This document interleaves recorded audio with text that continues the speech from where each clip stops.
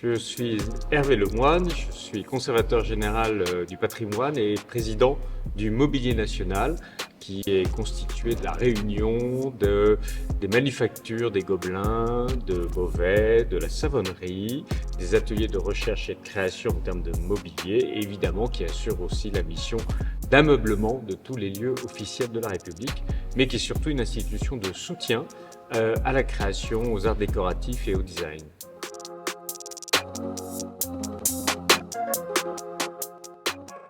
Alors mes coups de cœur, ils sont nombreux en fait, on a beaucoup de coups de cœur forcément. Alors si on doit faire une forme de sélection, mais qui n'est pas exclusive d'autres amours, si j'ose dire, mais forcément quelques coups de cœur.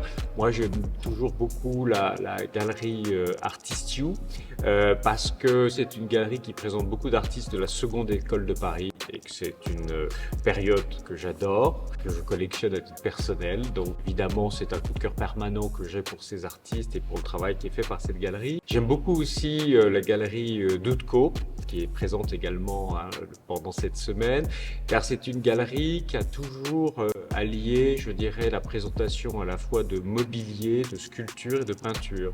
Et d'ailleurs, la galerie Doutco a fait un travail considérable sur, par exemple, Eugène Prince, dont nous avons des pièces magnifiques dans les collections du Mobilier National. D'avoir créé comme ça des passerelles entre le mobilier, la sculpture, la peinture, c'est toujours une démarche qui m'a beaucoup plu. Dans mes coups de cœur, il y a la galerie La Forêt d'Yvonne, parce que là aussi, Marie-Hélène de La Forêt d'Yvonne présente des artistes que nous apprécions et que j'apprécie beaucoup. Je pense à Vincent Biolès, qui est maintenant un artiste très confirmé, mais qu'elle a de tout temps poussé, représenté. Il y a aussi un céramiste comme Philippe Barderieux qu'elle représente, qui est quelqu'un aussi de très talentueux, je trouve. Guy de Malherbe, évidemment. Enfin voilà, donc des artistes qui me parlent beaucoup.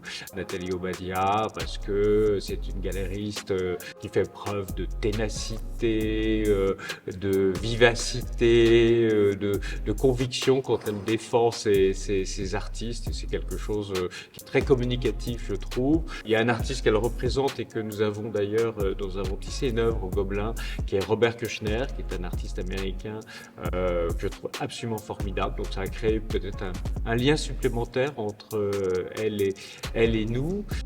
Alors, comme autre galerie que j'apprécie beaucoup, Marion Chauvy, qui donne une très belle visibilité à la jeune scène africaine. Donc je trouve ça très intéressant.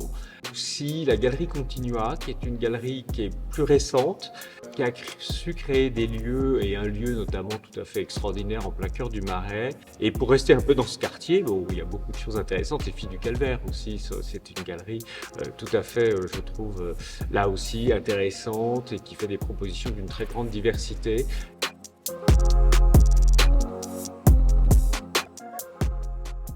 Alors moi, je suis particulièrement heureux que pour cette édition 2023, il y ait ce partenariat exceptionnel et qui est une première entre le comité des galeries et le Mobilier National, parce que je trouve que ça abolit un petit peu les frontières entre d'un côté les galeries qui sont des acteurs privés de la scène artistique, et puis une institution publique telle que la nôtre qui soutient la création aussi, évidemment, parce que nous achetons des œuvres et que nous achetons des droits à tisser, comme on dit, pour les tapisseries ou à tisser pour les tapis de la savonnerie, qui sont en fait réalisés à partir d'œuvres originales ou originelles de certains artistes représentées par ces galeries.